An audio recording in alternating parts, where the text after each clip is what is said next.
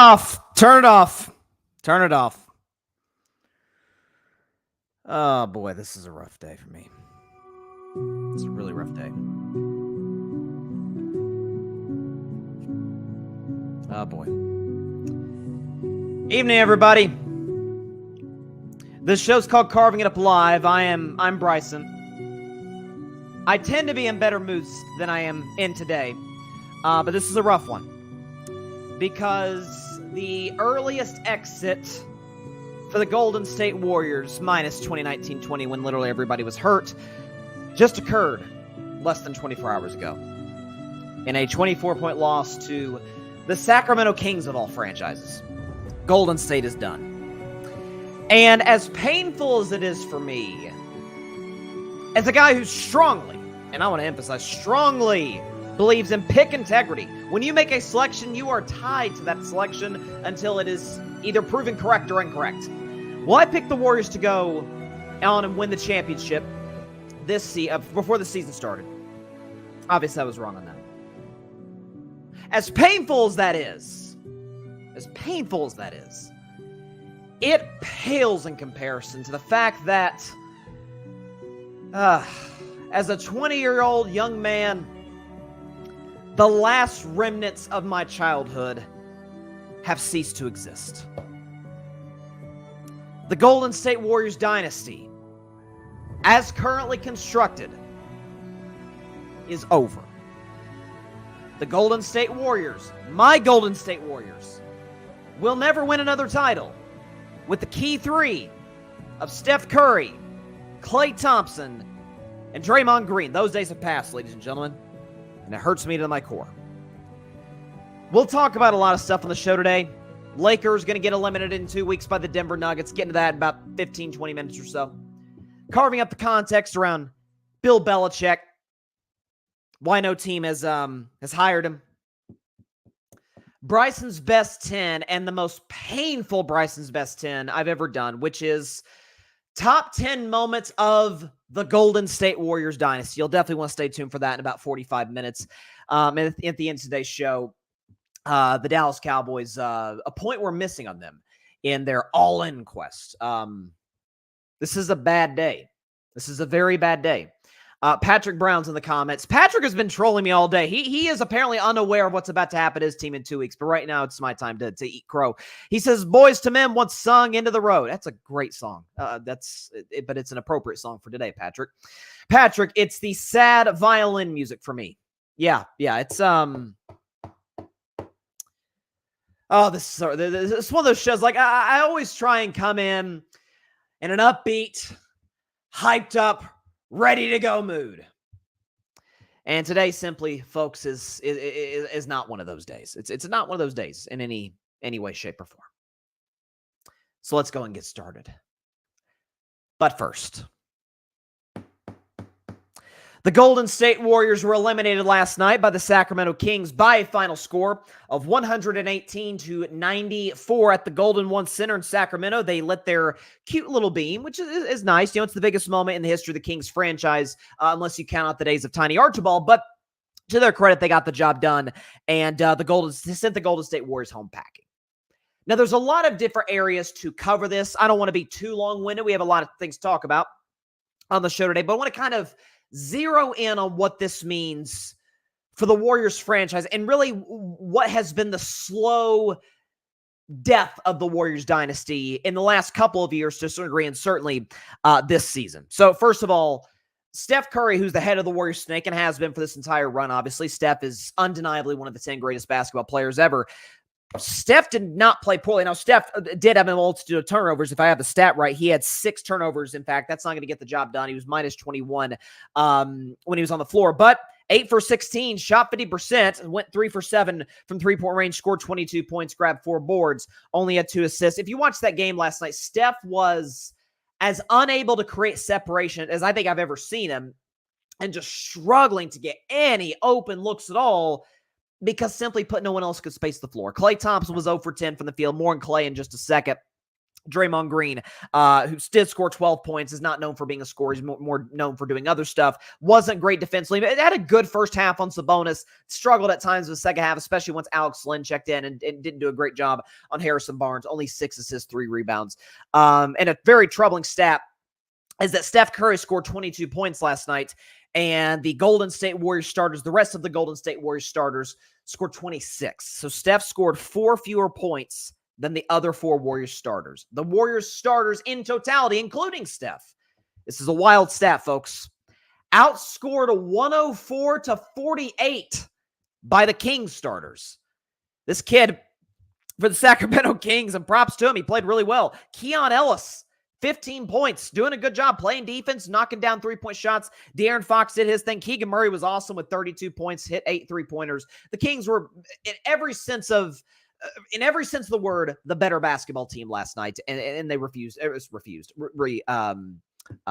deserved to win that basketball game. For Golden State, here's what I'm looking at. So, some of the hallmarks of the Golden State Warriors dynasty has always been about, showing up in big games, being ready to go, stepping up when the moment calls for it. Now, I'm not alluding to Steph. If anybody, I haven't seen anybody rip Steph, because if anyone watches that game last night, Steph was not exactly the reason for the Warriors struggling. There's no question about that. Klay Thompson got the nickname of Game 6 Klay, and basically saying, hey, when the moment calls for Klay Thompson to show up, you can rely on him to show up. But let's look at Klay Thompson. Last night was the elimination game. You win, or you win the game, or you go home. Klay Thompson in elimination games, if we have the stat, from 2015, so the start of the Warriors dynasty, up through 2022, the most recent championship. Here's Klay Thompson in elimination games. So basically, if the Warriors lose, they are donezo. Klay Thompson's stats in elimination games, they're phenomenal from 2015 to 2022. Klay Thompson, 26.5 points per game, 4 rebounds, 1.6 steals, which is impressive. Shoots 46% from the field, 50% from three-point range. He hits about 5.5 threes per game and has a defensive rating of 107. So he could lock up, that was really peak Klay, could hit 5 threes a game and lock up your best perimeter offensive player, particularly your best point guard. So Klay Thompson was great in elimination games throughout the Warriors dynasty.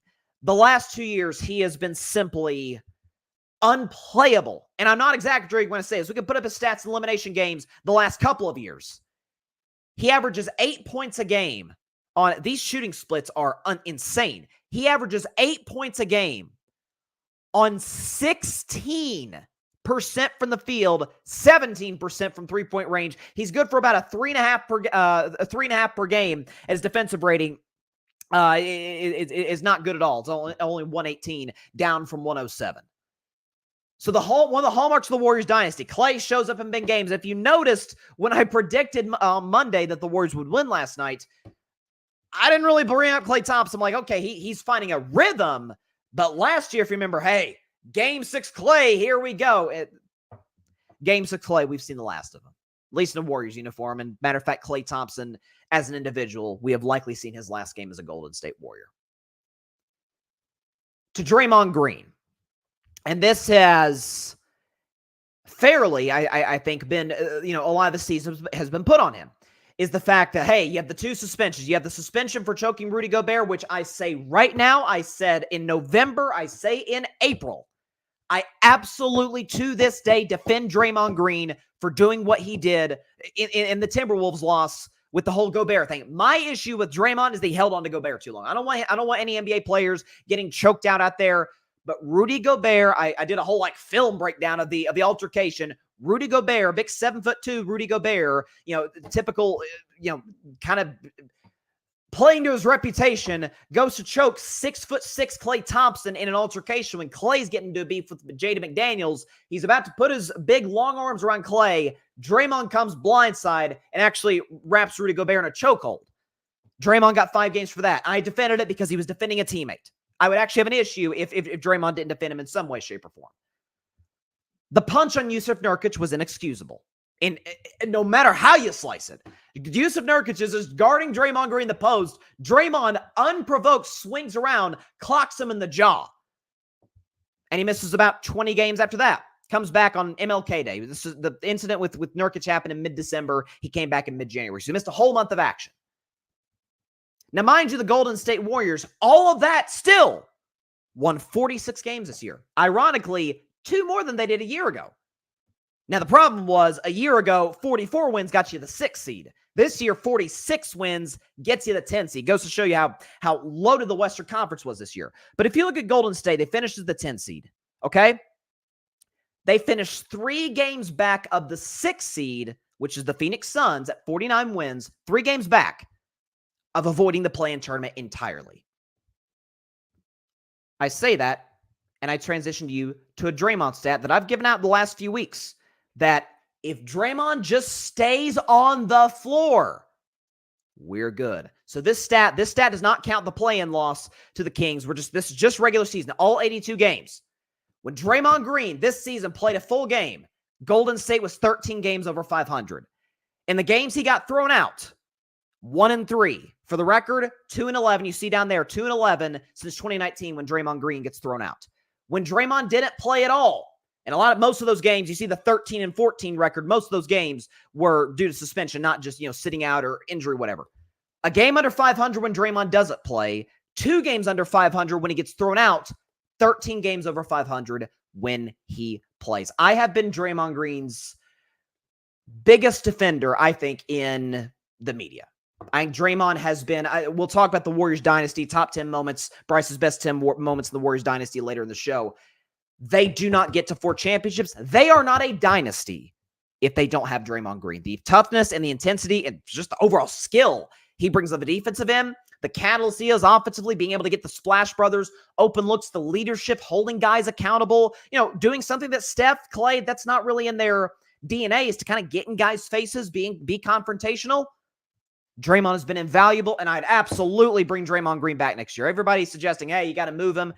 I can't do that. He's too important to the Golden State Warriors. What is Shannon Sharp has a saying, production intolerance or something? If Draymond's still productive, which clearly you saw that stat, he is, you keep Draymond Green. And to the last, and certainly not least most important member of the Warriors core 3, Mr. Curry. I said last night, I did an IG Live, a brief IG Live in the waning moments of that basketball game last night. And I was thinking about Steph, and I've religiously said, 2 years ago, I thought he was the best player in the world. That finals, that not just the finals, the playoff run he put together 2 years ago was legendary. The finals against Boston, against the defensive player of the year, Marcus Smart, was something to behold. Said he was the best player in the world then. When Jokic won the title last year, I had Steph at number 2, and I've maintained that all season long. Get Steph in the playoffs, and he's dangerous. Still believe that. But Steph has transitioned into a portion of his career, the stage of his career, where he's still great. 26 a game, led the league by far in three-pointers made. For the record, played 77 games this year, so he didn't suffer any major injuries. He has officially entered into the stage that LeBron James did about 2-3 years ago, probably 3 years ago after the Solomon Hill injury happened, when he dove into LeBron's ankle, and that was the last we saw of peak prime LeBron James. He's in that stage where he's still great. He can, dare I say, still be the best player in a title contender. Or title team, rather. He can't carry average teams deep in the playoffs anymore. Simply can't. Last year he could. 50 points against the Sacramento Kings. Took the Lakers 6 games. And as I said, games 1 and 4, go either way games. Can't do that anymore. Still be great.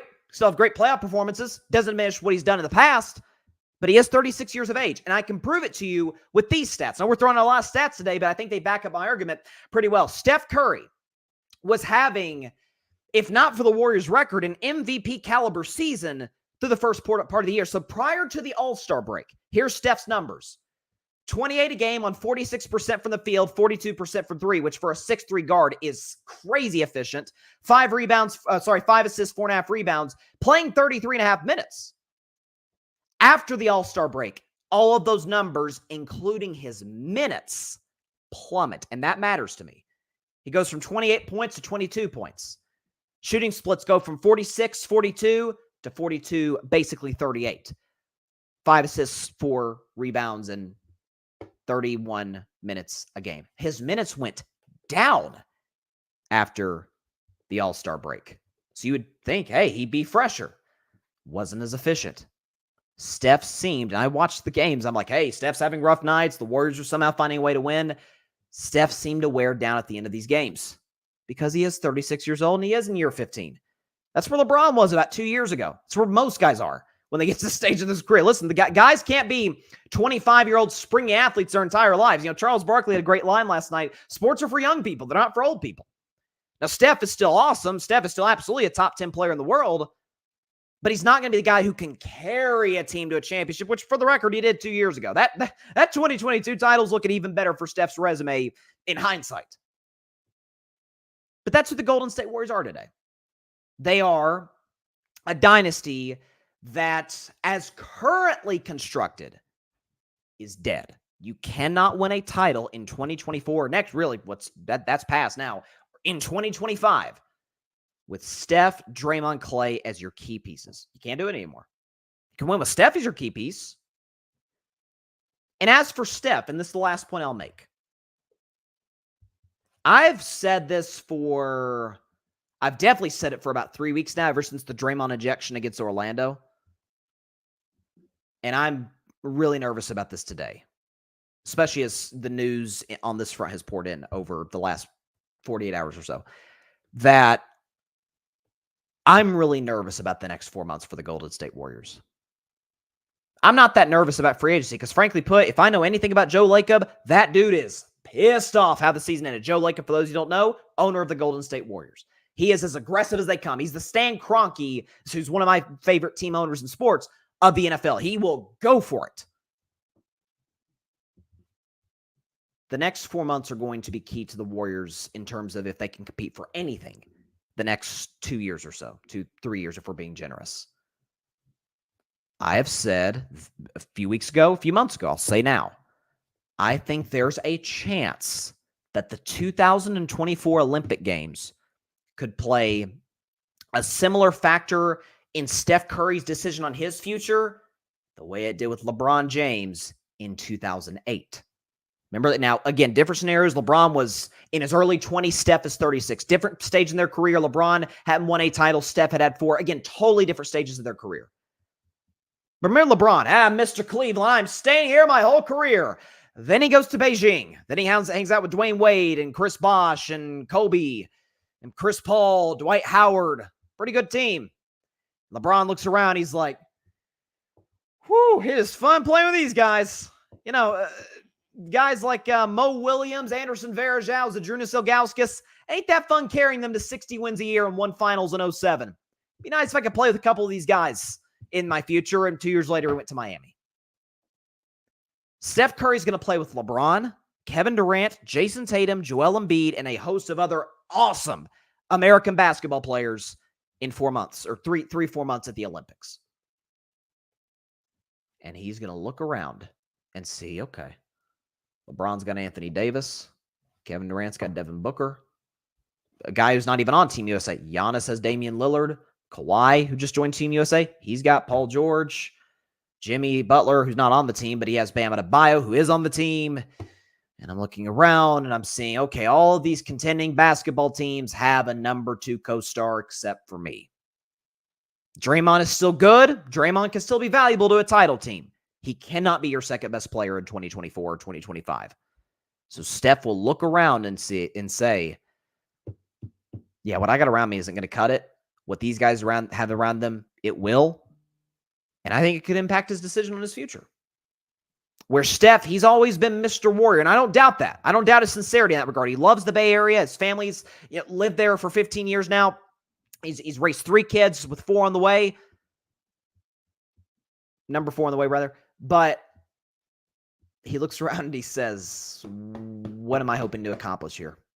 I'm past the stage where I'm winning MVP, so that's done. Clay's going to be gone. That's my man. That's my splash brother. He's going to be gone after this year. Chris Paul's contract's off the books. We'll see if he comes back in reduced dealing. There's a chance that happens. But he looks around. Do I want to be loyal? Or do I want to maybe stack a couple championships? Maybe get to 5. Dare I say 6? And it becomes a conversation. Hey, man, you can't put Magic over Steph now. I mean, he's got 6 championships. Look at the longevity. 1 for 2 different teams. Steph's thinking about that. And Steph had a quote last night I just want to win. He didn't say I want to win here. I just want to win. Golden State Warriors had more pressure on them this offseason. Joe Lacob, Peter Guber, all the Warriors brass, Mike Dunleavy Jr., Steve Kerr, have more pressure on them right now than they've had in the history of their professional basketball careers to put the requisite talent around Steph Curry. I think they have the assets to do it. A lot of young players. Jonathan Kuminga could be turned into a potential win-now superstar guy. But as we see here today, the Golden State Warriors, as currently constructed, will never win another championship ever again. It's a hard truth. It's a tough pill to swallow as a Warriors fan. As a guy who became a fan in 2013, right before a 51-win season, the Warriors ended up losing in the first round of the Clippers that year. One was a great 7-game series. Hire Steve Kerr that offseason, and the rest, as they say, is history. But that's reality, and that's where they sit today. And you even look at their body language. They'll move to the Lakers. You even look at their body language. Klay Thompson is, before he leaves the floor in Sacramento, which was weird because it was Sacramento. It wasn't the Chase Center. It wasn't San Francisco, but in Sacramento, Golden One Center, he's like looking around, at the fans before he goes to the locker room. Like, Klay knows. Steve Kerr had a comment, hey, can't stay on top forever. Well, that's probably true, but if you want to keep Steph around, you're going to have to try and make some move to make sure you at least are in position to get back on top in the last few years of his career. But listen, for Golden State, a lot of offseason decisions to come. The decision on Klay, my guess is he leaves for more money elsewhere, and I don't blame him in the slightest for doing that. But that's the reality where they're at. Klay goes from again, the Klay numbers in elimination games from 2015 to 2022 averages 26 a game on 50% three-point shooting. Last couple of years in elimination games, he averages 8 points a game on 17% from three. And he's not close to the player he was defensively. And by the way, by no fault of his own, because he had basically the two worst injuries a basketball player could suffer. He literally suffered them back-to-back before he played his next game. ACL tear in 2019, Achilles tear in November of 2020. Sucks for Klay. And I hate to see him go out like this. I'll see. This is disappointing. Barry Grant Jr., host the All Even podcast, big Lakers fan. He's not going to like what I say about his team in just a second. This is what Barry says. I'll leave my response for the 8 o'clock spot. Yes, tune in the 8 o'clock spot tonight at 8 p.m. Eastern, 5 p.m. Pacific time on the Grid Network. I'm going to have to eat some serious crow. Because I'm not a flip-flopper. If I'm nothing else, I am loyal to my picks that the Golden State Warriors will win the title this year. And there were points in time, by the way, this season I came close to selling it, and then they finished the year 27-12. They're great defensively. This little bitty tiny team leads the league in rebounds. Yeah, it's listen, had they lost to Sacramento, given how the Warriors won a close-ish game to start the season against the Kings. Klay hit a game winner November. The Warriors won by 1. Malik Monk hit a game winner. I think that was also November or December. The Kings won by 1. The Kings and Warriors had a back-and-forth crazy game. The Kings won by 1. It was down to the wire every time. So for that to be just an avalanche was stunning.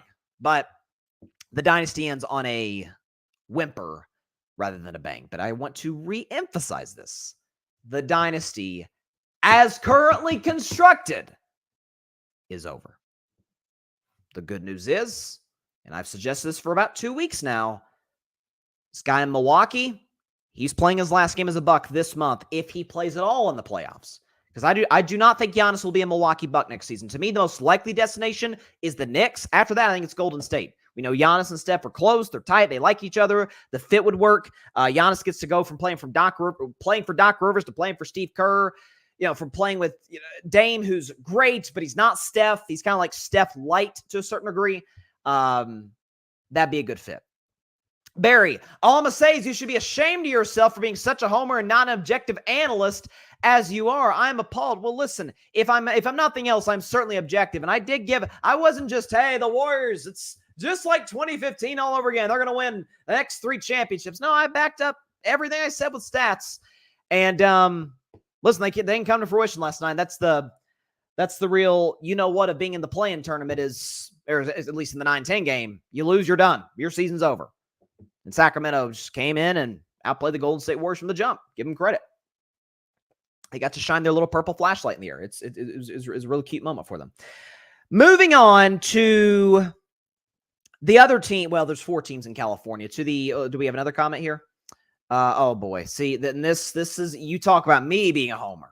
You talk about me being a homer. Lakers in 6. Well, let's talk about the Lakers, shall we? So they beat the New Orleans Pelicans 110-106. I knew the game would be closer against New Orleans than it was on Sunday.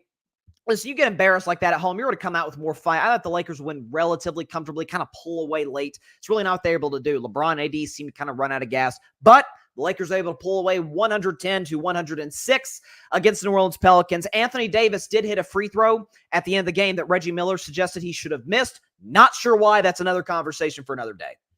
But LeBron's numbers, I think, are excellent. 23, 9, and 9. I didn't think LeBron played that well, to be honest with you. I think he kind of struggled, fell asleep a couple times on defense. He only shot 6 for 20 from the field. And a guy who's been red hot from three-point range. This is the greatest three-point shooting season of LeBron's career.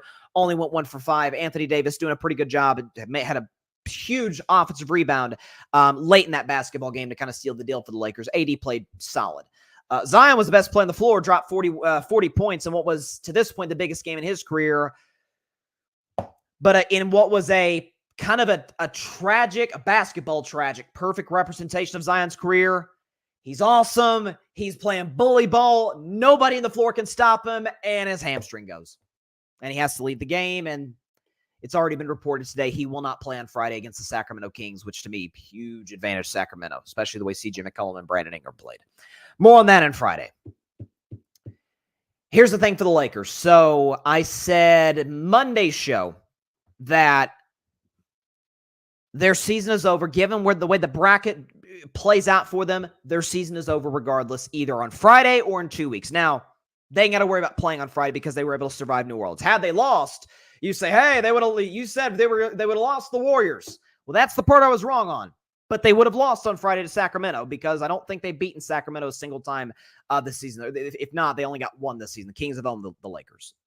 Fortunately for them, they get a 7-game series against the team that has owned them in every way, shape, and form. We can put up the graphic. All graphics provided by my man Alfred Parso Jr. Shout out to Alfred. All stats provided by our friends at StatMuse. How about the last 8 matchups? Lakers, Nuggets. Lakers have a 115 offensive rating against Denver. They average about 110 points per game, shoot 47% from the field, 34% from three-point range. That ain't great. On the other end of the floor, they have a defensive rating of 123. They give up 118 points per game relative to their 110. Give up 50% from the field and 40% from three-point range. They have a net rating of minus 8.7, and they are 0 in their last 8 matchups. They have not beaten the Denver Nuggets one single time. And I am appalled to a certain extent about how many people are saying, hey, I'll tell you, Lakers got a puncher's chance against the Denver Nuggets. No, they don't. For the record, neither did my Warriors. I say that because all throughout this season, all throughout this hot stretch for the Warriors, I'm like, they can beat anybody in a 7-game series. Denver's going to be tough. All season long, all throughout the hot streak, I'm like, I don't know about Denver. That's a tough matchup. I'm also going to be objective and say the Los Angeles Lakers season is going to end in about 2 weeks. Maybe a week and a half, depending on how the series plays out. More on the predictions on the series on Friday's show, but I don't think it is crazy to pick a Denver Nuggets team over the Los Angeles Lakers, who, have the best player in the series by far, Nikola Jokic. They have the more reliable second player. Jamal Murray is a significantly better playoff performer than Anthony Davis is. They have the way, 1,000 times way better coach in Michael Malone over Darvin Ham, whose play calling on the offensive end of the floor was confusing at best down the stretch. Why in God's name are they not attacking the rim? With the Pelicans having no shot blocker out there. Let's see. The Nuggets are a better shooting team, a better defensive team. They have home court advantage. Their home court advantage is probably the most difficult in the league because of the altitude. And by the way, they just won the most recent championship. They have the best record in the Western Conference, tied with the best record in the Western Conference in a West that was loaded. And I don't know. They won the last 8 matchups. You mean to tell me that this Lakers team, who has not been good defensively all season long, that has a very limited head coach, who is Anthony Davis, who I'm going to remind you, its hit is coming. Coin flip Davis is on the way. Anthony Davis has gotten outplayed by Jokic virtually every time they played in the last couple of seasons. And AD, who's to me an all-time great defender, can't stop Jokic. For the record, in AD's defense, nobody can stop Jokic. I mean, that's, guy's 7'1" inch tall, right? The little teardrop. He's got a good mid-range. He's got a three. He hits those wild, almost look like he's throwing it over his head shots. At the end of the shot clock, you can't guard that. But this idea that in a series where LeBron was awesome in game 4, what did he drop? A 40-point triple-double, almost played the entire game. Anthony Davis at one point had a 40-point game, and all these guys showing up for the Lakers. Austin Reeves had a good series, and they didn't win a single game. And Lakers fans say, hey, Bryson, come on. Every game was close down the stretch. Every game was within reach. Game 3, the Nuggets kind of pulled away, but game 1, it was within 3 with about a minute left. The same case in game 2. Game 4, I thought the Lakers were going to win until Jokic hit that circus shot that wasn't kind of the difference. Came down to the last shot that game did. Here's the problem. Denver kind of specializes in that. I mean, do we not remember some of those games against Minnesota that were close until Denver, Jokic, Jamal Murray, the most unstoppable two-man game in the NBA, took over? Phoenix, the only close game that there was Phoenix. They kind of pulled away in game 4, but that was about it. They mollywopped the Suns in games 5 and 6. The Lakers, all 4 games, clutch games as the NBA calls them. Nuggets won all 3. And in the NBA Finals, they lost the one close game to Miami in game 2, but game 5, in a game, for the record, they played horribly, and in the offensive end, they still found a way to win that. It is amazing. When I'm hearing Lakers fans try to make the case, hey, this is a different year this year. Funny. The 3 matchups that the Lakers played the Nuggets, it should be, this to me matters. These weren't just average, run-of-the-mill regular season games. No. These teams played on opening night of the season in Denver, Colorado. They put these teams, after all the trash talk, both ways. And this is, for the record, under my definition of a rivalry, this is a rivalry. To me, in the NBA, you got to beat the other squad at least once in a 7-game series. You got to do that. Otherwise, it's not a rivalry. Lakers beat them in 2020. Nuggets beat them last year. They put the Lakers in Denver on opening night. And the Lakers, LeBron, AD, everybody, Austin Reeves, D'Angelo Russell, gets to watch, or has to watch, rather, the Denver Nuggets get their new championship rings. And they're in their psyche thinking, man, if we had just finished some of those games, we would be in LA getting our rings, and they'd be watching us. Denver won that game. Jokic had a triple-double. The second time they matched up in LA was the unveiling of the Kobe Bryant statue, a massive moment in Lakers history. The whole city was fired up. The Lakers were fired up. Denver won that game. Closed out in the last 5 minutes, I might add. The last time they played was a momentous occasion for Mr. LeBron James, who became the first and only player in NBA history to eclipse 40,000 points, and the Nuggets won that game as well. About as high stakes as you could have in the regular season, didn't matter. I mean, it's unbelievable. You'd think Bruce Brown was like Manu Ginobili, like one of the greatest sixth man of all time, or Jamal Crawford. What did I don't think this is probably the first time I brought Bruce Brown the entire season. What was he in Indiana with the Pacers? I think they might have traded him. Where the heck is Bruce Brown? Oh, he's the difference in the series. Really? If he was the difference of a series, Brooklyn Nets would have won the championship 3 years ago. So this idea that the Lakers, if both teams are fully healthy, can get more than a game off this Denver team is delusional. They can't defend them. The matchup with AD and Jokic favors Jokic every single time down the floor. There's a significant coaching advantage with the Denver Nuggets. The best player in the series plays for the Denver Nuggets. Denver Nuggets, the more reliable second star, plays for the Denver Nuggets. They just won the championship. They have home court. It's probably the most difficult home court in the league because of the altitude in Denver. What are we talking about here? This idea that this is going to be this classic revenge series. No, it's not. No, it is not. I would go so far as to argue that this will be not Denver's easiest series. I think their easiest series will come in the second round against Phoenix or Minnesota. I think they match up great with both. But this is going to be kind of a sleeper. Yeah, the games will be fun. They'll be close. But haven't we seen plenty of series like that where, Boston and Brooklyn about 2 years ago played a first-round series that I heard some dub as a close sweep. They still swept them. Didn't matter if the games are close. Boston swept Brooklyn out of the playoffs. Didn't matter. If you can't close down the stretch with the Lakers, which the Lakers are not better than the Nuggets at when they play one another, it's going to be a pretty short series. And I feel extremely confident in saying that. Now, for the record, in defense of the Lakers, like this whole notion, hey, they should tank the game to avoid the Nuggets and in the first round, play them in the next round, or play them if you get in the playoffs in the Western Conference Finals. That idea was always ludicrous. It was ludicrous. You get in the playoffs and you have a chance to get in the playoffs. Okay, you don't duck the opposition. That's cowardly. So, I mean, props to the Lakers. They were never going to do that anyway, but props to them for not doing that. But had they lost, they're done on Friday. Sacramento's beating them, especially given what we've seen from the two this season when they matched up. So, listen, props to the Lakers. 3-time play-in champions. Go ahead and hang that banner along with the in-season tournament banner. And they'll be out in 5 games to the Denver Nuggets. I mean, it'll be a quick series. I'll be kind. LeBron James, to me, is the greatest player ever. We can argue about that another day. Out of respect to the great LeBron James, I'll give the Lakers a game. A home game at the Crypt, and that's all they'll get. So, expect a quick series between the champs and the Lakers. I'm telling you, this is not going to be a classic first round. It's not. I mean, to me, I would be shocked if it went 6 games. Shocked. You know, what they say, history often repeats itself, and I'm here. Well, they beat him 4 years ago. Okay, Jokic and Murray, for the record, were basically kids at that point. LeBron was still in his prime. I mean, come on, there was no home court advantage. For the record, you didn't have to go on the road either, and I'm not one of those people who discounts the Lakers championship. Oh, it's a Mickey Mouse ring and whatever. Now, listen, they won that championship fair and square. The circumstances were the circumstances, which were not easy. Ask any player that played in the bubble. That was no fun.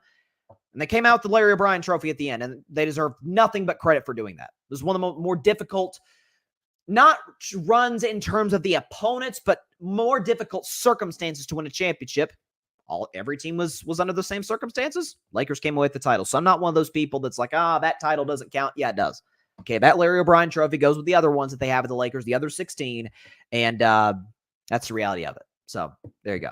Transitioning to the NFL and a story revolving Bill Belichick. So let me back up a little bit. It's Carving Up the Context Day. It's Wednesday. Carving Up the Context and Bryson's Best 10 Day. 2 of my favorite segments I do. And in Carving Up the Context, there's always a story. There's always something that I try to look at and say, hey, is there something to kind of pull out of this? Well, there is. Bill Belichick and the Atlanta Falcons looked like they were close to a deal until a certain pretty notable individual in the NFL stepped in and kind of nixed it. So here we go. In this week's edition of Carving the Context, we're going to talk about Bill Belichick. So as to primetime, Deion Sanders says, give me my theme music.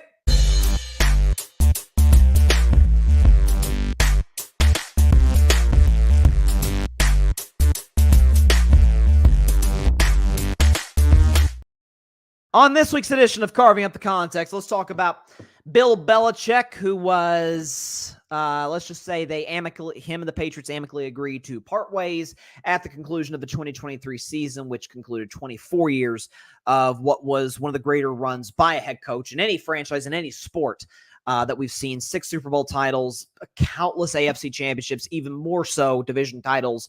I think the Patriots got like 18 in that stretch that he had when he was with Brady, which is nuts. But Belichick was on the open market. 8 teams, a quarter of the league, needed head coaches. None of them hired a guy who some consider to be the greatest coach ever. A new report came out from 3 sources who are about as close to the New England Patriots as you could possibly be, okay? Don Van Netta, Seth Wickersham, and Jeremy Fowler. All excellent sources. Trust anything that they say.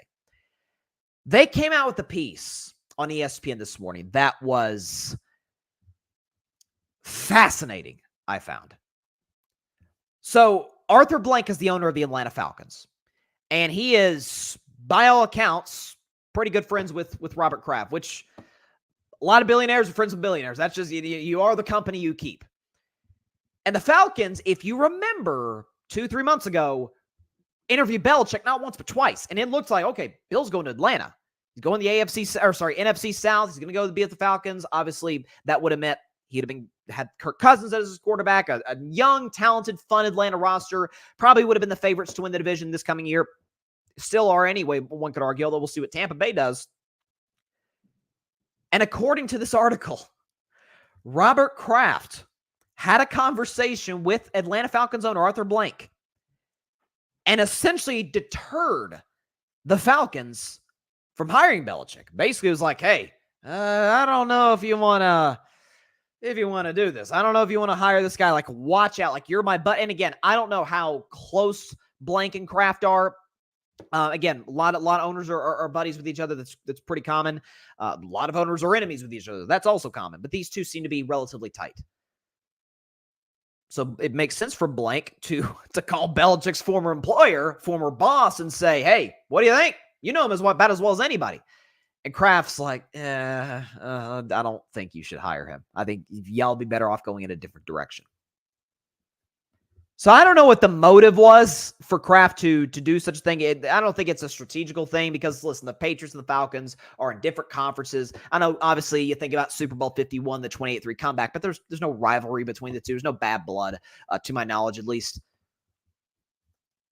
This, to me, this whole Belichick fiasco that we've seen over the last, really since Brady left, and how he's kind of gotten exposed to a degree through the Patriots document, the Dynasty documentary, which I have not seen yet. I'm reading the book right now. I haven't even gotten to the actual Dynasty part of the book. I have not watched the documentary. I will as soon as I finish the book by oh my gosh, what's the guy's name? Jeff Benedict, who's a great author.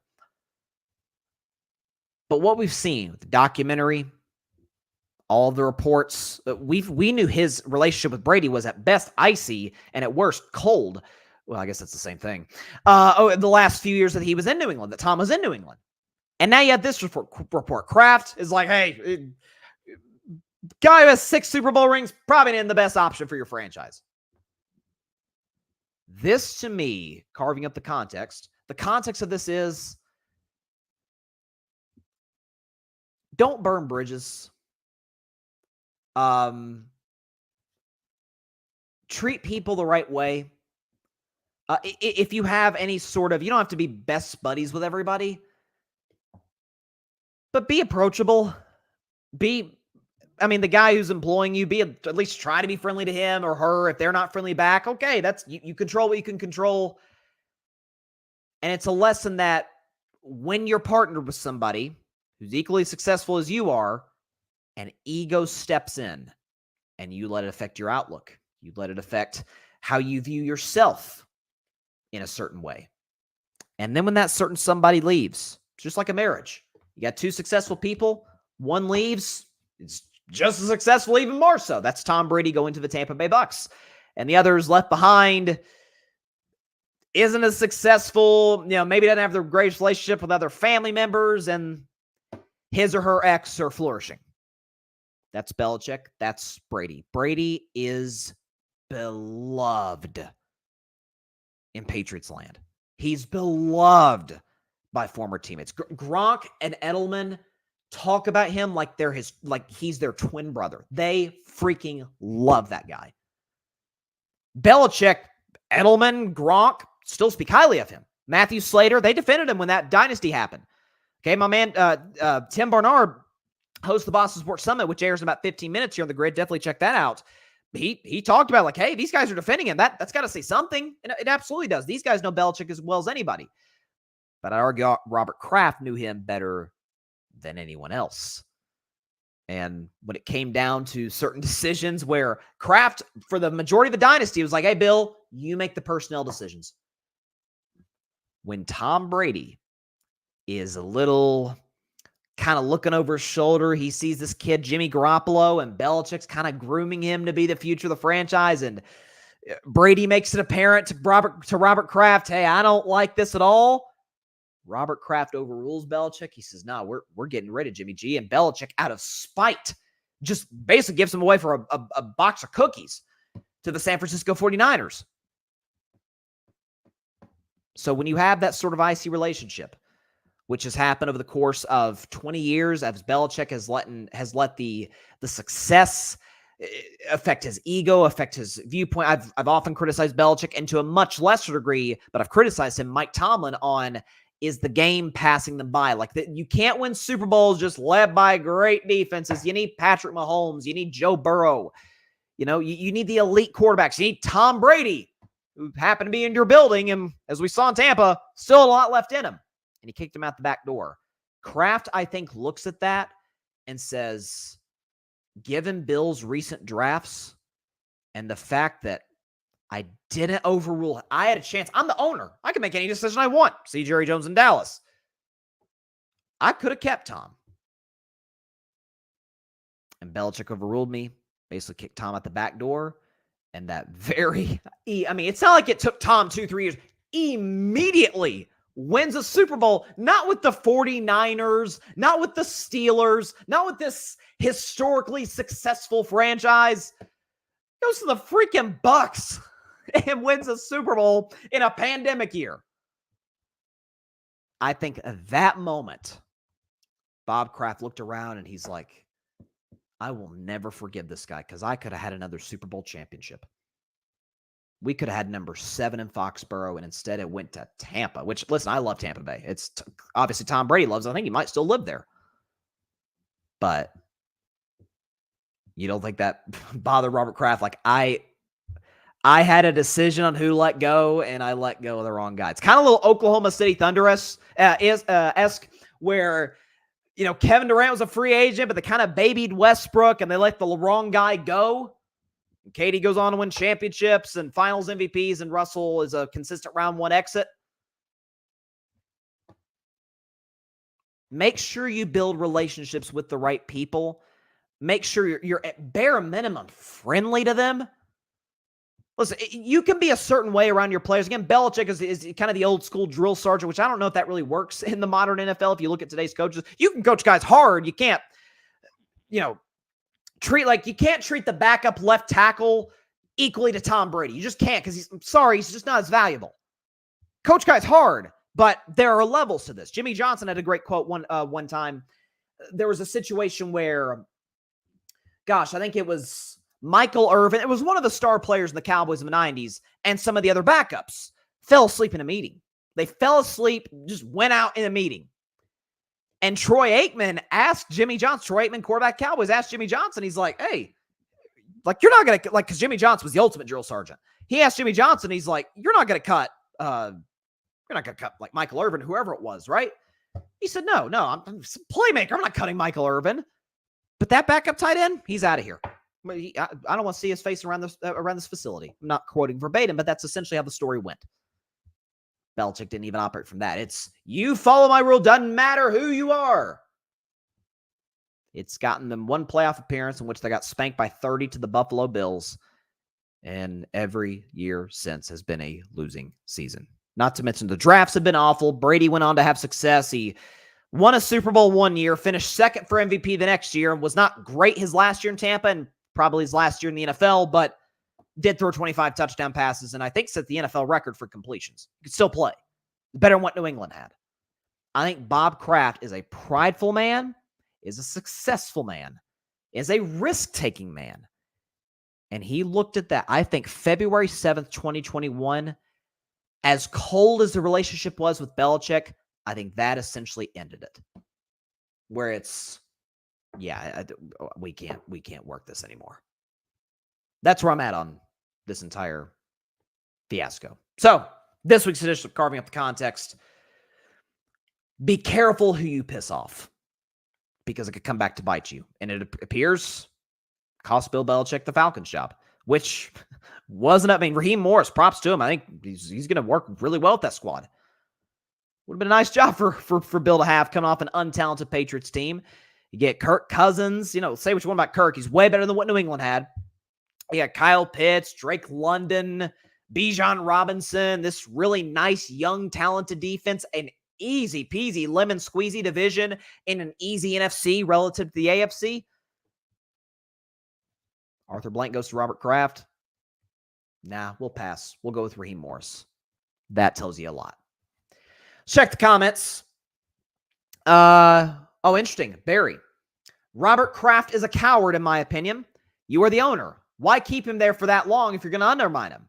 That's weak. If it wasn't for Belichick and Brady, Robert Kraft would not be in the Hall of Fame. I don't know if Kraft is in the Hall of Fame. I could be wrong on that. Like, it seemed like I remember thinking about that. Like, man, how's Jerry Jones in the Hall of Fame? Which, for the record, he should be. I've been critical of Jerry, but he's absolutely a Hall of Fame owner. I don't think he's in it. I could be totally wrong. No, he's not in. Robert Kraft is not in the Hall of Fame, which how he's not in is beyond me. Yes, that's fair, but again, you can't operate out of the... Hold on, if I could put the that first comment. You said, yeah, if he ain't, he will be. Yes, he will be. You are the owner. Why keep him there for that long if you're going to undermine him? Because simply put, when you are successful for a certain period of time, you're going to get more leeway. Now, and that's again, not to keep bringing up the Cowboys. We'll talk about them briefly at the end of the show, but that's what makes the McCarthy thing so confusing, is that, McCarthy has a championship. That was almost 15 years ago. And, you keep having first round exit, second round exit, blown out to the 7 seed Packers. It's like, how is he getting this long of a runway? Now, I think there's reasons for it that are, self-explanatory involving Jerry Jones, but great coaches tend to get long runways. Like, if Steph Curry, God forbid, decided to leave the Warriors, they let Clay go, they trade Draymond. Steve Kerr has a bad year, it's fine. Has another bad year, okay, we need to sort of get to the rebuilding. If he has 3 bad years in a row, the Warriors going to move on. Like, he's going to get a certain leeway because he's an all-time great head coach. He's a Hall of Famer, one of the 15 greatest ever. But he's not going to get forever. Ultimately, Robert Kraft looked around and said, yeah, we can do better.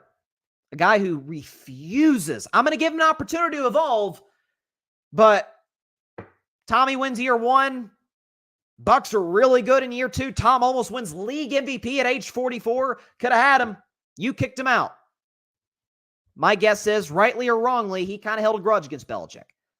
That's my guess. So, but that was also the report talked about. This is interesting, that a friend of Bill Belichick, if we have the quote, do we have this here? This is from the article from Don Van Netta, Seth Wickersham, Jeremy Fowler. Fantastic piece. Highly recommend it.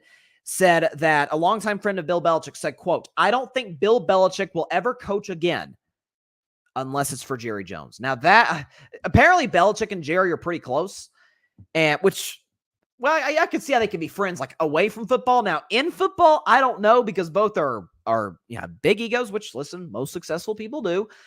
Belichick's the ultimate, like, at the top of the list of the no-nonsense guy, and Jerry's nothing but, and Steven, the whole Jones family.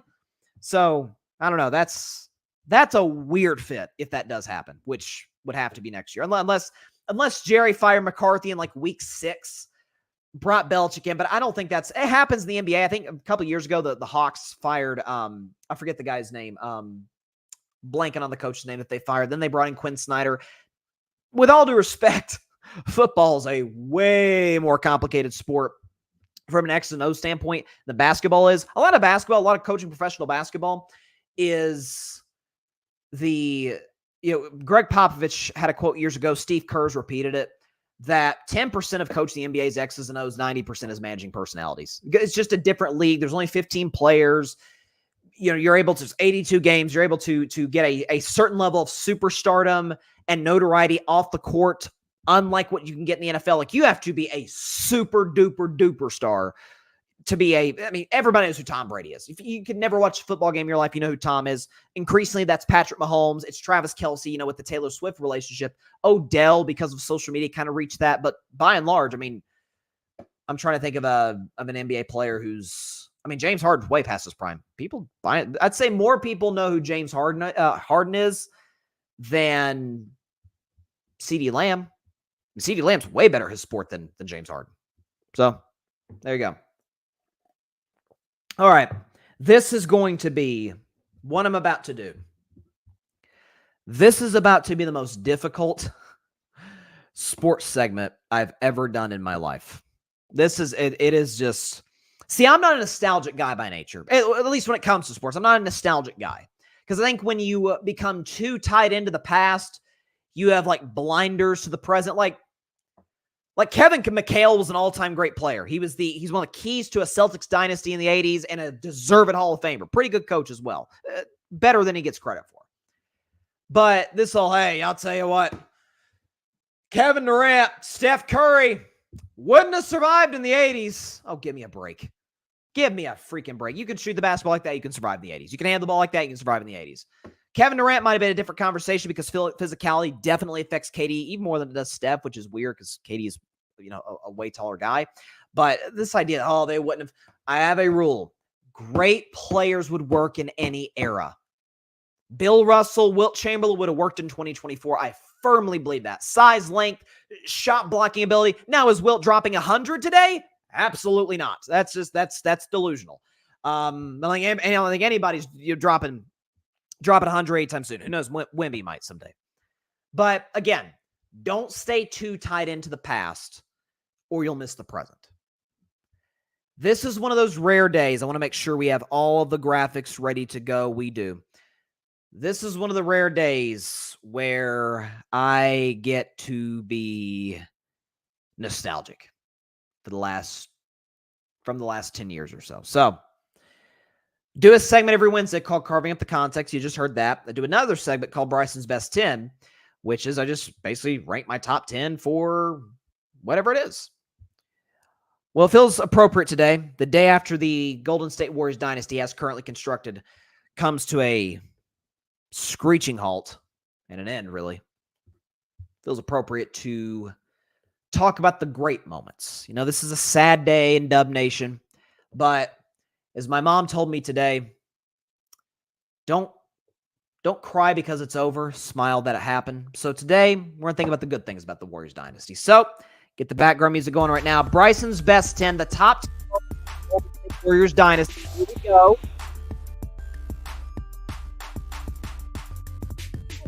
The top 10 greatest moments. The top 10 greatest moments of the Golden State Warriors dynasty. We'll start with number 10. Steph Curry breaking the all-time three-point record. This was 2 years ago at Madison Square Garden. He had his 2,974th three-point shot. That is number 10 on my list, and here's why. So remember exactly where I was, what I was doing when I was watching. I was watching the basketball game. Steph Curry in the 21-22 season was kind of chasing the record. The Warriors started that season red hot. Steph was playing at an MVP level to start and shooting the lights out of the basketball. But as this Ray Allen record, 29-73, started to come closer into view, Steph started to struggle a little bit. He went through a little bit of a slump, and I think a lot of that was he realized, people have been calling Steph the greatest shooter for a decade straight now, and rightfully so. But now that you get to literally have the title, I hit more threes than anybody. I'm the greatest three-point shooter ever. And he's approaching that, and he's kind of struggling a little bit. I remember there was a game in Indiana where he went for the record a couple times. I kind of hope he misses because I want him to break the record in the greatest arena in the world, Madison Square Garden. And it was a great call. Brian Anderson delivered a fantastic call of the shot. All the celebrities there. Spike Lee was there. Ray Allen was in attendance. Reggie Miller, one of the all-time great three-point shooters, was there as well. So you had, at that point in time, 1, 2, and 3 on the three-point shooting list. It was an awesome moment. The Warriors ended up winning the game, which, was a nice cherry on top. But Steph, from a statistical standpoint, officially that night in Madison Square Garden, December 14th, 2021, cemented himself as the single greatest shooter in NBA history. He's hit well over 3,000 threes by this point, and listen, he's going to hit over 4,000. If he plays long enough, is 5,000 within reach? I don't know, but Steph has shattered the record books. Every record from three-point range, he's gotten that, and that is Steph breaking the three-point record, the 10th greatest moment in history of the Warriors dynasty. At number 9, a guy who sadly will probably not be a Warrior ever again, Mr. Klay Thompson. But let's look at a great Klay Thompson moment.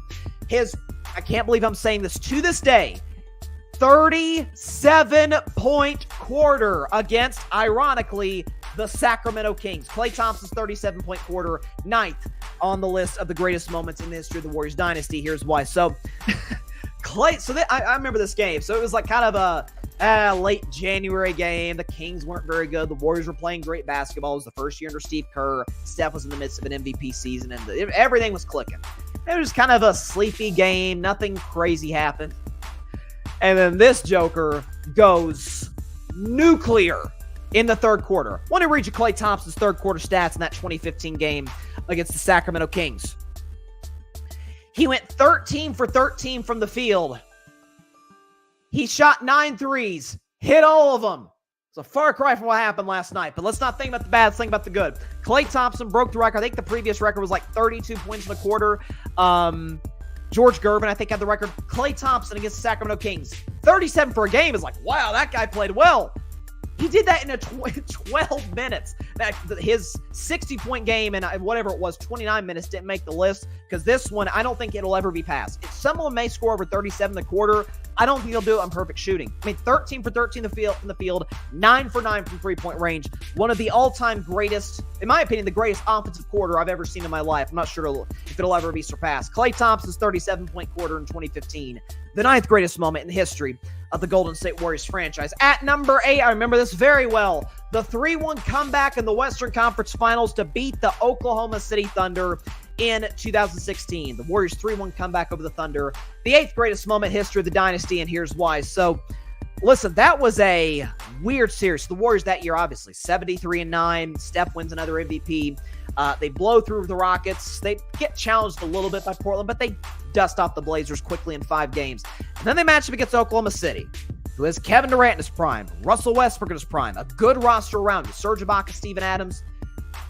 The Thunder steal game 1 in Golden State. Warriors take game 2. And then the Thunder in games 3 and 4 in Oklahoma City, I mean, obliterate the Warriors. Like, if you'd have told somebody who'd never watched basketball, hey, the white team, the Thunder's playing, they won more games than anybody's ever won in a single season. You'd be like, no, they didn't. Boy, they're looking. But game 5, it's close. Steph closes out the game with a steal, and Kevin Durant hits a layup, yells to the crowd, we're not going home. And then game 6, the infamous game 6 Klay, 41 points, 11 three-pointers. Steph Curry chipped in with 30 of his own, hit the dagger shot. Klay hit the go-ahead shot about a minute before that. The Thunder kind of self-imploded. The Warriors won game 6. And in game 7, Mr. Curry dropped 36 points and hit the dagger 3 to beat Oklahoma City and win that series 3-1. Now, this moment would have been higher had the Warriors went on to win the championship. We know what happened with another particular 3-1 lead against the Cavs that I don't feel like talking about today. But the Warriors 3-1 comeback in the Thunder is the 8th greatest moment in history of the Dynasty. The 8th greatest moment, which led to the 7th greatest moment in the Warriors dynasty, which is Kevin Durant signs with the Golden State Warriors in 2016. KD signing with the Warriors, the 7th greatest moment in the history of the Warriors dynasty, and here's why. So again, this is a I remember where I was type of moment for me. So I remember the night before. See, at this point, I just turned, 13 years old? It's hard to believe. I didn't have Twitter, didn't have Instagram, none of that. But I was able to, I followed NBA news. NBA free agency had just started, and I'm like, still reeling from the Warriors losing the finals to Cleveland. And Kevin Durant is the free agent. He is the guy that everybody, Boston, Washington, the Clippers, everybody's going after. Obviously, the Thunder. And I remember reading an article before I went to bed on July 3rd, 2016, that said the Warriors are a finalist. I'm thinking, oh my gosh, I don't think it's going to happen, but maybe, just maybe, KD chooses the Warriors. Wake up the next day. It's July 4th, Independence Day. Go downstairs, or eat breakfast. I go downstairs in the basement, turn on the TV. I think it was Colin Cowherd's show. Turn on the TV. Breaking news, Kevin Durant signed with the Golden State Warriors, and I was just, it was nuts. It was a fantastic moment, because at that point I knew, ain't nobody beating us. You're telling me a champion from 15, an almost champion in 16, and a 73-9 Warriors team just added a guy who prior to that had won 4 scoring championships and an MVP. Yeah, nobody's beating this team. They didn't have to trade for him. None of that. He just signed with them straight up. And Kevin Durant went on to win 2 finals MVPs, 2 championships. And let's be real, had he stayed healthy in 2019, it would have been a three-peat. Kevin Durant signing with the Warriors, the 7th greatest moment in the history of the Warriors franchise. Very impactful. And KD, which is mind-boggling to me, still, it's people still holding against him for making a decision that was the best interest of him, basketball-wise and business-wise. Kevin Durant to the Warriors at number 7. At number 6, Steph Curry's back-to-back league MVPs. Steph Curry's back-to-back league MVPs, the 6th best moment, or moments rather, in the history of the Warriors franchise, and here's why. So, Steph joined a very short list of guys who won back-to-back MVPs. Think about guys recently, such as Jokic, such as Giannis Antetokounmpo. LeBron's done it. Wilt, I don't know if Wilt did it. Kareem did it. Moses Malone, most underrated player ever, did it. Michael Jordan. All the greats have gone back-to-back. Steph became one of those in 2016. 2015's MVP, he hit 286 three-point shots, which was a record. He broke his own record in doing so, led a 67-win Warriors team to the championship. To this point, he's the most recent MVP to win a championship in that same season. We'll see if Jokic or Shea or Luka, whoever wins this year, is able to do that. 2016 might have been the greatest offensive season we've ever seen. Be it Kobe's 37-point per game year, or 35, 37-point per game year, any of James Harden's years, Jordan's 88, 89 season. No matter how you slice it, the 2016 Steph Curry season was unreal. So I just said he hit 286 threes in 15, which was a record. In 2016, the record's 286. Stephen Curry hit 402 three-pointers. He broke his own record by 100, shattered his own record by 116 three-point shots made. Again, 400 is still yet to be surpassed. That record still stands today, and Steph is, again, continuing his assault on the three-point record books. Steph averaged 30 a game as a guard on 50, 40, 90 shooting, led the league in steals. It's one of the great offensive seasons we've ever seen in our lives. The back-to-back MVP stretch, certainly one of the pinnacles of Steph's career. Not many guys have won 2 MVPs. He's one of them. He's certainly one of the all-time greats and one of the 10 greatest, to me, undeniably, to ever play in the history of basketball. Steph's back-to-back MVPs, the 6th greatest moment in history of the Warriors franchise. Moving into the top 5, some may be surprised at how high this is, but I still hold it near and dear to my heart. The Golden State Warriors in 2015-16 going 73-9. 73-9, the 5th greatest moment in the history of the Warriors franchise, and here's why. So the Warriors were the best offensive team that year, best defensive team, no surprise there. Again, I understand people try to poo-poo it because they ended up losing the finals to Cleveland. Totally get that. But I'm not going to say this is DiMaggio's hitting streak unbreakable. I'm not going to say this is Jerry Rice's receiving records unbeatable. I'm sorry. I don't think in my lifetime I will ever see a team go 74-8. I don't see it. In today's modern NBA, and we'll see, maybe it evolves and changes. Maybe there won't even be 82 games at some point in my lifetime. I do not see a team winning 74 games in an 82-game season. It's 73 is nuts. Steve Kerr, who ironically played for the 72-10 Bulls in 1996 and coached the 2015-16 Warriors, which won 73 games. He said after 96, he's like, nobody's getting 72. 20 years later, almost exactly, the team he coaches gets to 73. Again, in today's modern NBA, load management, the whole bit, I do not see a team getting to 74 wins. To go, again, just it's still mind-boggling. We know what Steph did. Draymond should have been Defensive Player of the Year that year. Clay was an all-star. Iguodala was great. The roster was well put together and well coached. How you go an entire 82-game season and you don't lose double-digit games? It is... we'll never see it again. I'm sorry. We will see anybody get 73. Dang sure won't see anybody get 74. That is the commitment you got to put to that. And one could argue that the Warriors going for that record may have taken sapped a little bit of the energy out of them for the playoffs. It's not an excuse, but Andre Iguodala said in his book, which is literally right behind me right here, The Sixth Man, that he and the Warriors kind of regret at times going after 73-9, but it's still an unbeatable record, so it makes the top 5. 73-9, the 5th greatest moment in the history of the Warriors. At number 4, we move into ring time. The 2018 championship, Golden State in 2018 going back-to-back against the Cleveland Cavaliers and winning this ring right here. Do we have it? Oh my goodness, that was anticlimactic right there. This ring against the Cleveland Cavaliers, Golden State sweeping Cleveland, beating the Cavs for the 3rd time in 4 years. Listen, that 2018 title was the weirdest of the 4 championships because that year, you're coming off a 2017 title, Steph in his prime, Clay in his prime, Draymond in his prime, and obviously KD in his prime, Iguodala the whole bit, Steve Kerr coaching the squad. The Warriors won 57 games that year, and it felt like nothing but locker room turmoil. David West, who was a veteran on that team, retired after that championship, said, hey, y'all don't know what happened behind the scenes. And it's like, what went on? Well, we'll see. Maybe someday we'll know, but in first round, gentlemen swept the Spurs. Second round, gentlemen swept the Pelicans and Anthony Davis. The 3rd round, you're taking a Rockets team that isn't close to as talented as you are, but has you down 3-2. But Game 6, Clay shows up in Game 6. Warriors blow him out. Game 7, Steph almost has a triple-double. KD plays well, and the Warriors knock out the Rockets and go on to sweep the Cleveland Cavaliers in the NBA Finals to get 3 championships in 4 years. It was the title that officially cemented this Warriors team as a dynasty. The 2018 NBA Championship, the 4th greatest moment in history of the Golden State Warriors dynasty. At number 3, I call this the revenge title. The Warriors winning the Finals in 2017, beating the Cleveland Cavaliers 4-1 and winning this ring.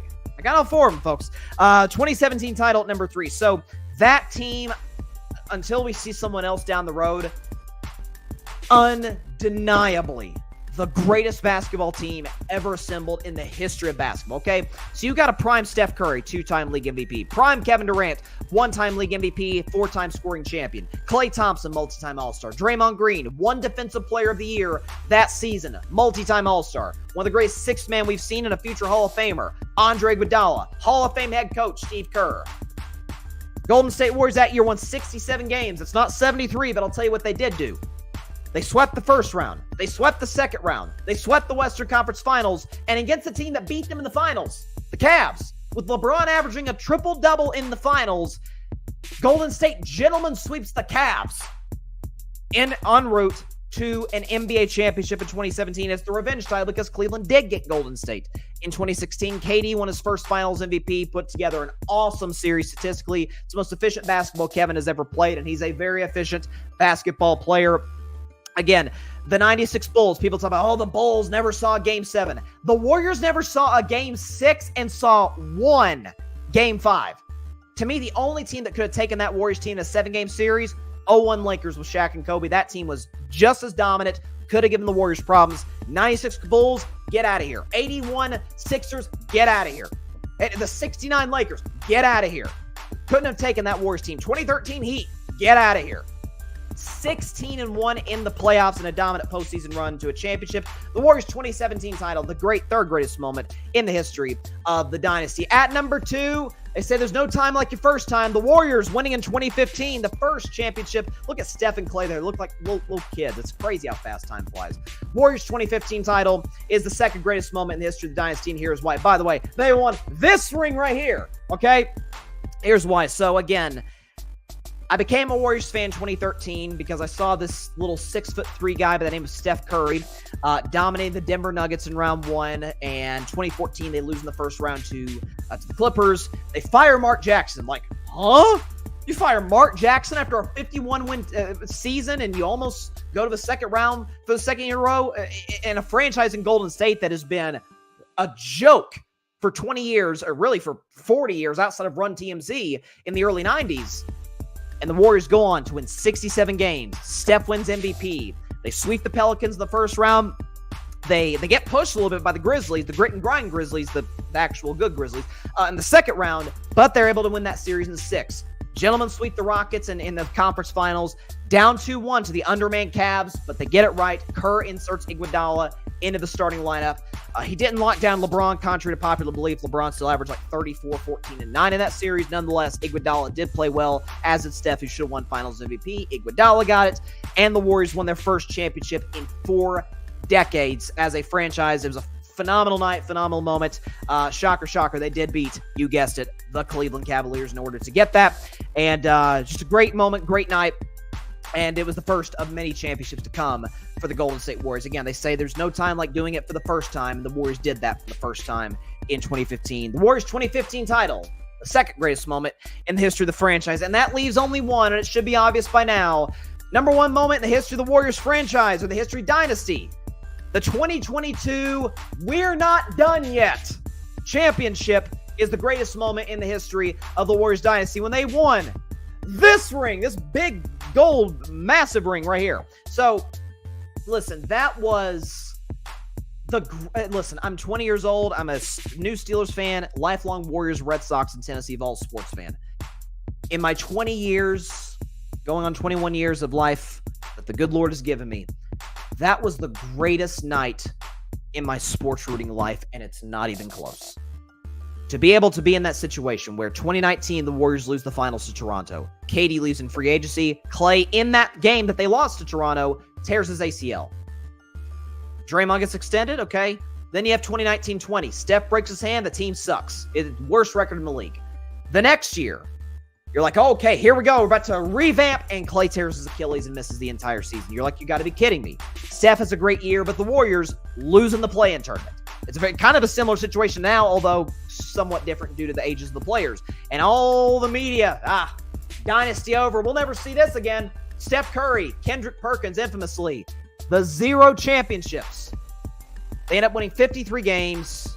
The gentlemen sweep the Nuggets, take out the fraudulent Grizzlies in 6.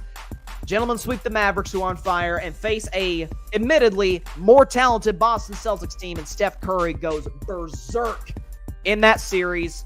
Klay hit big shots throughout. Draymond was great in Game 6 for closeouts, and Steph Curry infamously in Game 6 pointed to the ring finger, and that was that. Steph Curry visibly emotional after the game, and the Warriors were able to get the job done in 6 against the Boston Celtics. The 2022 title, man, that feels like an eternity ago now. The greatest moment in the history of the Golden State Warriors dynasty. I walked down memory lane. That was fun. I got to, for 15 minutes there, got to feel the old shine of being a Warriors fan. So let's go back through the list real quick. From 10 to 1. Steph Curry breaking the all-time three-point record against the Knicks. Klay Thompson's 37-point quarter in 2015. The Warriors' 2016 Conference Finals 3-1 comeback against the Oklahoma City Thunder, which led to number 7, Kevin Durant signing with the Warriors. Steph Curry's back-to-back MVPs, the 73-9 season, the 2018 championship, the 2017 championship, the 2015 championship, and last, certainly not least, the 2022 championship. I remember the show I did the next day. That was a blast. That was fun. All right, last topic briefly before we get out of here, because the 8 o'clock spot does start in 45 minutes. Stay tuned for that on the Grid Network. Stephen Jones, son of Jerry Jones, was talking about the whole all-in thing. That's something we've all criticized. You know, Jerry Jones said, we're going to be all in. We're going to be all in this season. The Dallas Cowboys are going to be all in. By the way, it feels appropriate to say, how about them Cowboys? Yeah! Stephen Jones, in discussing this, says that, hey, I've never known us not to be all in. We are our all in for us is retaining our core players. Okay. Here's what people are missing about that, because people are like, oh, you liar. Y'all said you're going all in. Now you're backtracking. I don't think they're backtracking. Stephen Jones essentially said, one of the things he said verbatim, I've never noticed not to be all in. So logically speaking, that statement, preceded by Jerry's, we're going to go all in, only leaves the possibility or the reality that the Dallas Cowboys aren't going to change anything, which not a surprise to me, not a surprise to most people, but to anybody, and I feel sorry for anybody who did this, but believe, hey, Jerry, I'll tell you what, he's not going to let this stuff slide anymore. We're going to go. No, that's not the Dallas Cowboys in the 21st century. I've waxed poetic about that time and time again. But Stephen talking about, hey, our goal is to extend our key players. Dak, CD, Micah. Well, we're sitting here. It is April 17th, and none of them have an extension. And with all three, you have nothing but negative news. Micah Parsons, the report came out a couple weeks ago that patience has worn thin, and he's really irked the Cowboys franchise. With Dak, we basically have the news, hey, him and Jerry have, it seems like, mutually agreed. He's going to be a free agent next year. So you said, hey, Stephen Jones, we're going to extend Dak. Well, ask Pops. I don't think he agrees with you. And then for CeeDee Lamb, we get the reports he's a contract holdout, as he should be. CeeDee Lamb's going to get his money. So it is just, I have said for years that I don't think the Cowboys get enough credit for how poorly they're run. That regardless of all the big flashy stars, Dak, the quarterback of the America's team, and CD number 88, and this Micah Parsons kid who's going to tear up the league, the next Lawrence Taylor I heard, and Trayvon Diggs and all these guys. You can't win Super Bowls with bad management, bad general manager, a bad owner, and limited head coaches, which McCarthy is, Jason Garrett was, Wade Phillips, Chan Gailey. Bill Parcells is really the only exception. He took the Cowboys from irrelevance to, hey, that's a respectable team. And let's be real, Wade Phillips, with the addition of T.O., basically won with Bill Parcells' team that he created, that he was able to develop. So Apparently, Stephen Jones, his definition of all in, or really Jones family's definition of all in is stand pat. Do what we do. Okay. It's worked really well for you the last 28, 29 years, but what do I know? All right, that's all the time we have for today's show. Appreciate everybody stopping by as always. Be sure to catch Carving It Up Live on Friday at 6 p.m. Eastern, 3 p.m. Pacific time right here on Twitter, as well as the Carving It Up YouTube channel and the Grid Network YouTube channel. And be sure to like, share, comment, and please take 2 seconds out of your day. Hit that big red subscribe button down there. Helps the channel grow exponentially. We're trying to get to 1,000 subscribers. We are getting close. I think we're close to like 950 now. So we are inching closer to that 1K. So if you have not subscribed, hey, takes a couple seconds. Down there, hit that big red subscribe button on YouTube and become part of the Carving Up family. If you have subscribed, tell everybody you know about the show. And except your sleeping cat. My cat's been in a weird mood today. So just, tread lightly. Also, just as important, be sure to go subscribe to the Grid Network. That's GRYD, the Grid Podcast Network, right here on YouTube, as well as any and everywhere you get your favorite podcasts, be it Apple Podcasts, Spotify, iHeartRadio, Google Podcasts, any and everywhere you get your favorite podcasts on the Grid Network. My man Tim Barnard, Boston Sports Summit, is on right now. Check his show out. And in about 40 minutes, less than 40 minutes, the 8 o'clock spot, the Grid Network's weekly game show. I'm going to have to eat some crow, my Warriors takes. But you know what? Ride or die. Dub Nation till I die. I'm a stand pat. Pick integrity. I don't run from it. I run towards it. All right. See y'all on Friday. Please stay safe out there. Please be sure to take care of your physical as well as your mental health. And please, please, please be sure to contact your local state representatives and senators to demand change for gun violence in America, no matter where you lean, right, left, center. It's a problem that affects each and every one of us. And no matter what anybody on either side of the aisle says, there's not one solution that can fix it, but we've got to do something soon. Very, very important issue to me, and I know to a lot of people out there, and it affects all of us. So let's do what we can to address it. All right. See you on Friday. Stay safe out there. God bless y'all. Peace out. Man, I'm even off of my peace out. It's been a rough show. Thanks so much for watching the show on YouTube, and be sure to go click that big red subscribe button and check out the other clips and full shows from Carving It Up Live, as well as our other incredible content creators here on the Grid Network.